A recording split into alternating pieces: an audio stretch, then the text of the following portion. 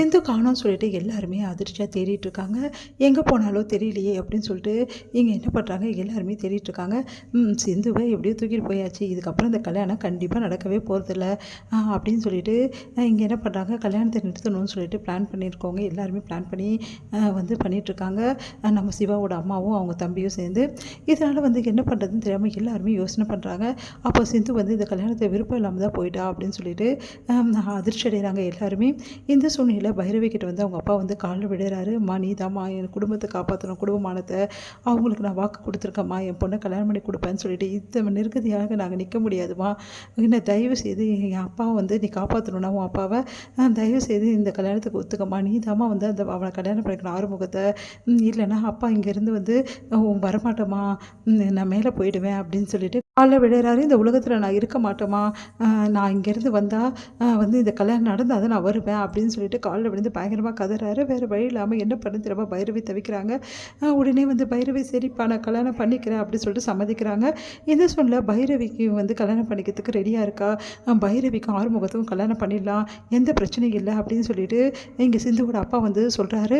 அதை கேட்டு எல்லாருமே அதிர்ச்சி அடைகிறாங்க. வேறு வழியே இல்லை, தயவு செய்து ஒத்துக்குங்க, இந்த கல்யாணம் நின்றுச்சுன்னா இதுக்கப்புறம் ஆறுமுகத்துக்கு பொண்ணு கிடையாது கஷ்டம் அப்படின்னு சொல்லிட்டு எல்லாருமே சொன்னதால் வேறு வழி இல்லாமல் ஆறுமுகத்தோட அம்மாவும் ஒத்துக்கிறாங்க. அடுத்து ஆறுமுகத்துக்கும் பைரவிக்கும் கல்யாணத்துக்கான ஏற்பாடுலாம் பண்ணிட்டு கல்யாணம் நடக்கிறதுக்காக ஏற்பாடு பண்ணுறாங்க. இதை பார்த்து சிவா அதிர்ச்சி அடைகிறாரு. அப்போது வேணும்னே தான் சிந்து இந்த இடத்த விட்டு போயிருக்காளா, அவள் சொன்ன மாதிரியே செஞ்சுட்டாளே, இப்படி பண்ணிட்டாளே, இப்போ என்ன பண்ணுறது, நல்ல காலம் ஆறுமுகம் கல்யாணம் நடக்குது, அந்த சிந்து ஏன் தான் இப்படி பண்ணாலும் தெரியல, கடைசி மட்டும் இப்படி பண்ணிட்டாலேன்னு சொல்லிட்டு டென்ஷன் ஆகிறாரு. இந்த சூழ்நிலை இங்கே கரெக்டாக கல்யாணம் நடந்து முடிஞ்சது நினச்சி பார்க்குறாங்க. எல்லாத்தையுமே ஆறுமுகத்துக்கு கூட கல்யாணமா அப்படின்னு சொல்லிட்டு தாங்கிக்க முடியல பைரவியால். அப்படியே மனசு கல்லாக்கிட்டு தாலி கட்டிக்கிறாங்க. ஆறுமுகமும் அவங்க கழுத்தில் தாலி கட்டிடுறாரு. கரெக்டாக தாலி கட்டுற நேரத்தில் தாலி கட்டி முடிஞ்சோடனே கரெக்டாக அங்கே வராங்க, சிந்து தப்பிச்சு ஓடி வராங்க. அதை பார்த்து எல்லாருமே அதிர்ச்சி அடைகிறாங்க. உடனே இந்த மாதிரி சிந்து ஒருத்தவங்க தூக்கிட்டு போயிட்டாங்க. அதுக்கப்புறம் இந்த ஊர்க்காரங்களாம் காப்பாற்றி கூட்டின்னு வந்திருக்காங்க. அதெல்லாம் பார்த்து எல்லாருமே அதிர்ச்சி அடைகிறாங்க. இப்போ சிந்துவோட வாழ்க்கைக்கு என்ன சொல்கிறது, இந்த பொண்ணை யார் கல்யாணம் பண்ணிப்பா, இதுக்கப்புறம் இந்த பொண்ணு தூக்கிட்டு வேற போயிருக்காங்க, அதனால் இந்த பொண்ணு யாருமே கல்யாணம் பண்ணிக்க மாட்டாங்க அப்படின்ற மாதிரி ரொம்ப மோசமாக பேசுகிறாங்க. இதை பார்த்து சிந்துவோட அப்பா அம்மா கதறி அழறாங்க. இதை பார்த்துட்டு தாங்க முடியாமல் ஆறுமுகத்தில் அம்மா ஒரு முடிவுக்கு வராங்க. சிவா கிட்ட போயிட்டு கேட்குறாங்க, சிவா நீ சிந்துவை கல்யாணம் பண்ணிக்கிறியாப்பா அப்படின்னு சொல்லிட்டு கேட்குறாங்க. அதிர்ச்சி அடைகிறாரு.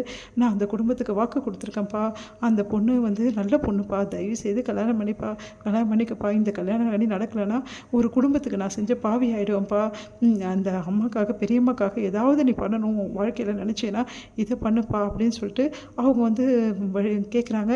வேறு வழி இல்லாமல் என்ன பண்ணு தெரியாமல் தவிக்கிறாரு சிவா. அடுத்து வேறு வழி இல்லாமல் சம்மதிக்கிறாரு.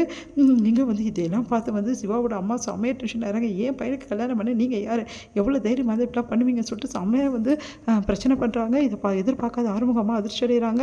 அடுத்து என் பெரியம்மாக்காக இந்த கல்யாணத்துக்கு நான் சம்மதிக்கிறேன்னு சொல்லிட்டு சிவா சொன்னதால் வேறு வழி இல்லாமல் அவங்களும் என்ன பண்ணுறதுன்னு தெரியாமல் தவிக்கிறாங்க. சிந்துவுக்கும் நம்ம சிவாவுக்கும் கல்யாணத்துக்கான ஏற்பாடு பண்ணுறாங்க. மணவரில் உட்காடுறாங்க. இங்கே சிந்து ரொம்ப சந்தோஷமாக இருக்காங்க. ஆனால் நம்ம சிவா ரொம்ப மனசு கஷ்டத்தோடு இருக்கார். இவ வேணும் தான் எல்லாம் பண்ணியிருக்கா அப்படின்னு சொல்லிட்டு யோசிக்கிறாரு. சிந்து சொன்னதெல்லாம் ஞாபகம் வருது. இந்த மாதிரி நாளைக்கு நீ தானே என் கழுத்தை தாலி கட்ட போகிற, உனக்கு எனக்கு தான் கல்யாணம் அப்படின்னு சொல்லிட்டு சிந்து சொன்னது எல்லாமே ஞாபகப்படுத்தி பார்க்குறாரு.